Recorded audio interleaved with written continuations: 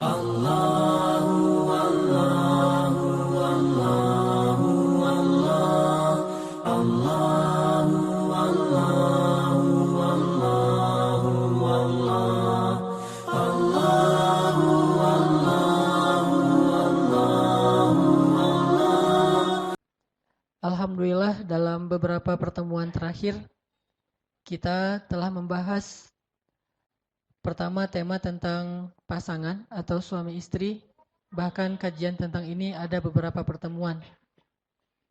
Kemudian kita juga sudah membahas tentang masalah hubungan kita dengan orang tua, terutama dengan ibu, bahkan dengan mertua sekalipun.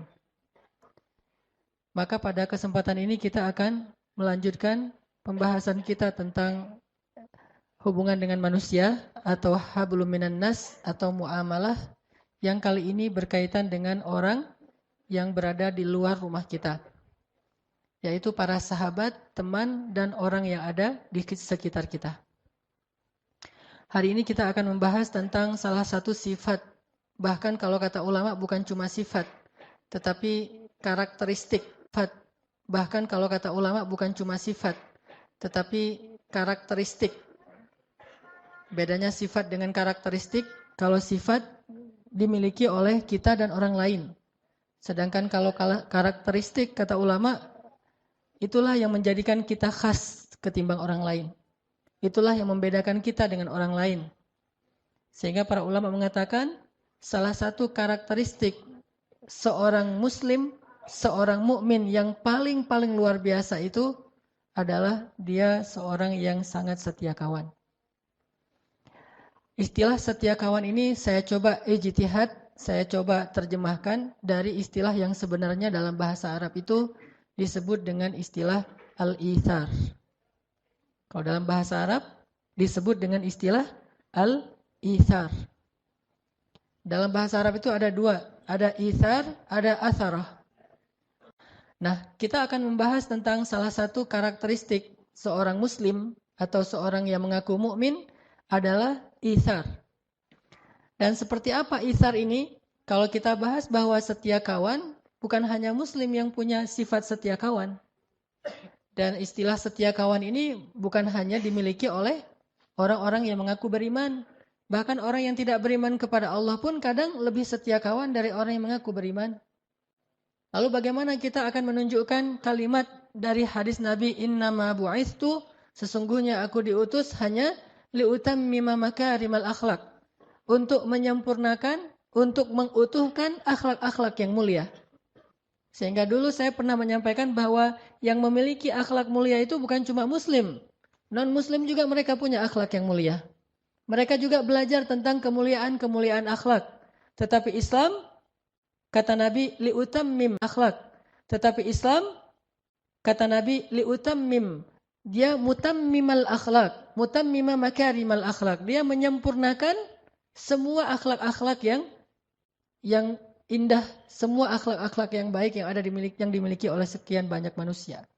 Kaum muslimin menyempurnakan, artinya kalau kita membicarakan tentang sifat jujur, maka semua orang belajar tentang jujur. Tetapi yang paling sempurna kejujurannya itu harusnya seorang muslim. Kita bicara tentang sifat sabar. Banyak orang yang memiliki sifat sabar, tetapi harusnya muslim itulah yang paling sempurna kesabarannya. Kita bicara tentang sifat setia kawan. Banyak orang yang punya sifat setia kawan. Bahkan orang yang dalam bahasa poster itu mungkin masa bejat dulu.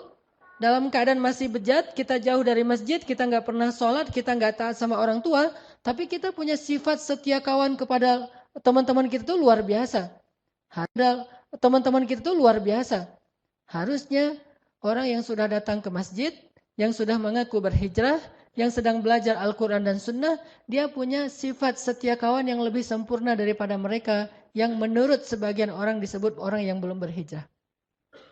Jadi kalau kita mengaku sudah berhijrah, kalau kita mengaku sedang memperbaiki diri dan sudah sering ikut taklim, tetapi kita tidak lebih setia kawan daripada mereka yang jarang ikut taklim atau yang belum pernah datang ke masjid, berarti kita belum memiliki karakteristik seorang muslim, sehingga tidak sah disebut sebagai muslim sejati.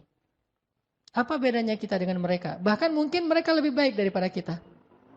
Ada satu orang namanya si A misalnya. Dia punya 2 orang teman. Teman yang pertama si B, ini orang yang sudah hijrah, rajin ke masjid, sholat berjamaah, ikut taklim. Ini si B. Temannya yang satu lagi si A. A ini membutuhkan pertolongan atau dia sakit atau dia butuh apapun dalam keadaan sedang diuji dengan satu musibah, maka lihatlah siapa yang pertama datang untuk menolong si A.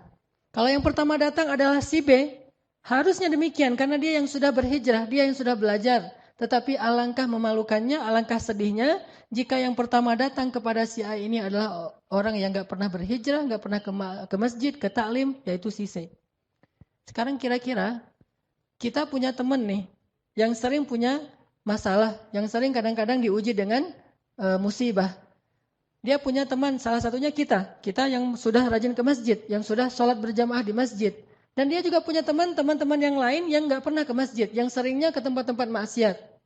Coba tanya pada diri kita masing-masing, kalau teman kita ini butuh sesuatu, apakah kita lebih dulu datang kepada dia atau teman kita yang kita sebut ahli maksiat lebih dulu datang dia atau teman kita yang kita sebut ahli maksiat lebih dulu datang pada dia?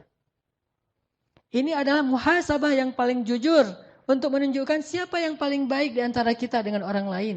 Yang kita sebut sebagai ahli maksiat dengan ahli ta'lim dan ilmu. Harusnya seorang muslim menunjukkan yang paling awal dalam kebaikan. Bukankah Allah mengatakan wasari'u ila maghfiratin min rabbikum wa jannah fastabiqul khairat was-sabiquna as-sabiqun ulaikal muqarrabun. Mereka yang pertama, mereka yang lebih dulu, mereka yang berlomba-lomba. Di mana semangat perlombaan dalam kebaikan itu seandainya kita mengaku sudah rajin datang ke masjid? Apakah perlombaan kita hanya langkah-langkah menuju rumah Allah? Bukankah kebaikan bukan hanya ada di dalam masjid, tetapi juga kebaikan tersebar di seluruh bumi yang Allah miliki ini? Sehingga harusnya kita merasa harus muhasabah dan merasa malu kepada Allah dan kepada manusia. Bahwa kita seringkali bukan yang pertama datang untuk menolong saudara kita. Yang misalnya ada musibah di salah satu kota di kota-kota ada di Indonesia, yang pertama yang datang langsung turun tangan. Di antara orang-orang yang mau membantu mereka itu perusahaan-perusahaan yang latar belakangnya bukan perusahaan yang orang muslim. Kemudian yang datang negara yang latar belakangnya itu bukan penguasa muslim. Kemudian secara individu yang datang untuk menyumbangkan berbagai macam bantuannya itu bukan muslim. Charity yang pertama sekali datang untuk menolong kita justru bukan orang yang paling taat dalam agamanya. Tetapi mereka orang yang jauh dari masjid, jauh dari taklim. Ini menunjukkan bahwa kita belum benar-benar mengikuti sunnah Nabi SAW. Padahal harusnya kalau kita mengaku ahlus sunnah wal jamaah, kita menjadi orang yang pertama. Liutammima makarimal akhlak. Menjadi yang pertama dalam menunjukkan akhlak-akhlak yang sempurna ini. Baru namanya mutammimul makarimil akhlak. Sebut saja misalnya kisah yang paling populer tentang Rasulullah tuh orang laki-laki sama dalam menunjukkan akhlak-akhlak yang sempurna ini. Baru namanya mutammimul makarimil akhlak.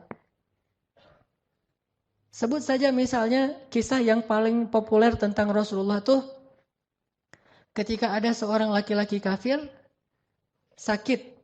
Laki-laki itu sering menyakiti Rasul kan? Meletakkan duri di depan rumah Rasul, membuang kotoran di depan rumah Rasul, menghina Rasul, memfitnah Rasul, mencela Rasul, memarah-marahi Rasul. Dan Rasul sering disakiti fisik dan perasaan beliau oleh orang itu. Tapi suatu hari dia tidak muncul dan tidak ada yang mengganggu Rasulullah di jalan sehingga Rasulullah bertanya, "Di mana si fulan?" Rasulullah tidak mengatakan di mana si pengganggu itu, tidak, tetapi di mana si fulan. Karena Rasulullah merasa heran, biasanya dia ada lebih duluan datang untuk menghadang Rasulullah SAW, mencegat Rasulullah di jalan. Tapi hari ini dia tidak muncul. Di mana si fulan? Kata orang-orang si fulan Rasulullah mengatakan sedang sakit ya Rasulullah. Di mana rumahnya? Ditanya rumahnya, lalu Rasulullah langsung balik arah. Bukannya datang ke Ka'bah untuk berdakwah, bukannya datang ke rumah sahabat untuk ta'lim, tetapi langsung balik arah menuju rumah orang yang paling jahat kepada beliau, yang sedang sakit. Sehingga ketika Rasulullah datang mengetuk pintu, kemudian dia bertanya, "Man?" Rasulullah mengatakan, "Muhammad." Dia langsung makin gemetar takut. Karena ini orang yang selama ini dia sakiti, sekarang datang untuk mungkin mau menuntut balas atau apapun. Lalu dibukakan pintu itu oleh keluarganya. Rasulullah datang dengan tersenyum. Kemudian Rasulullah duduk di sebelahnya. Kemudian bertanya bagaimana, apa penyakitnya, apa yang saya bisa bantu dan seterusnya dan seterusnya.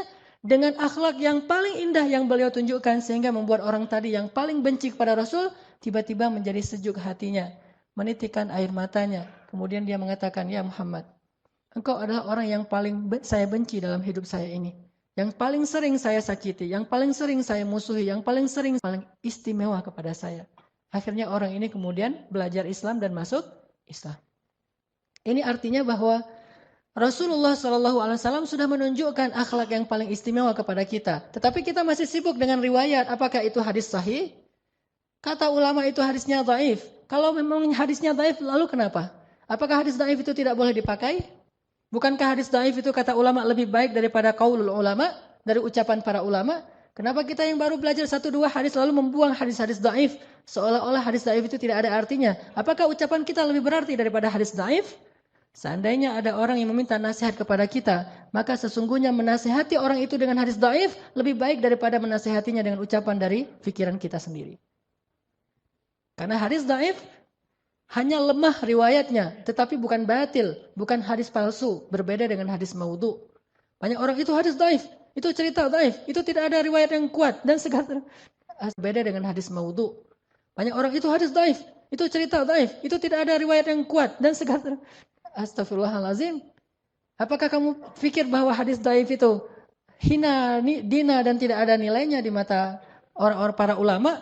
Bahkan seorang ulama, muridnya Ibnu Taimiyah yang paling streng menurut sebagian orang, ulama Ibnu Taimiyah yang paling keras dalam urusan hadis, punya murid namanya Ibnu Katsir. Selain Ibnu Qayyim Al-Jauziyah, lihatlah buku tafsir Ibnu Katsir, yaitu tafsir Al-Quran Al-Azim. Di dalamnya termuat lebih dari 100 hadis dhaif. Apakah Ibnu Katsir tidak tahu bahwa di dalam kitab itu banyak hadis dhaif, yang beliau ambil itu hadisnya dhaif? Beliau tahu. Beliau ulama besar, muridnya Ibnu Taimiyah. Kenapa memakai hadis dhaif? Karena beliau tahu bahwa hadis dhaif itu tidak perlu dibuang, tetapi dia tetap dipakai sebagai motivasi, fadilah, penyemangat, selama hadis dhaif ini tidak bertentangan dengan hadis sahih. Kalau hadis dhaif bertentangan dengan hadis sahih, maka hadis dhaif di kitab beliau tentang Ihya Ulumuddin, banyak sekali hadis dhaif. Termasuk juga ulama India yang dari Jam'atut Tabligh, Fadailul A'mal. Orang membuang buku itu, tidak usah baca buku itu karena hadisnya banyak yang dhaif. Memangnya beliau tidak tahu hadisnya dhaif? Beliau tahu, beliau ulama hadis, dan dari India itu banyak sekali ulama-ulama hadis yang luar biasa. Intinya bahwa kisah ini adalah sebuah inspirasi yang luar biasa tentang akhlak Rasulullah SAW.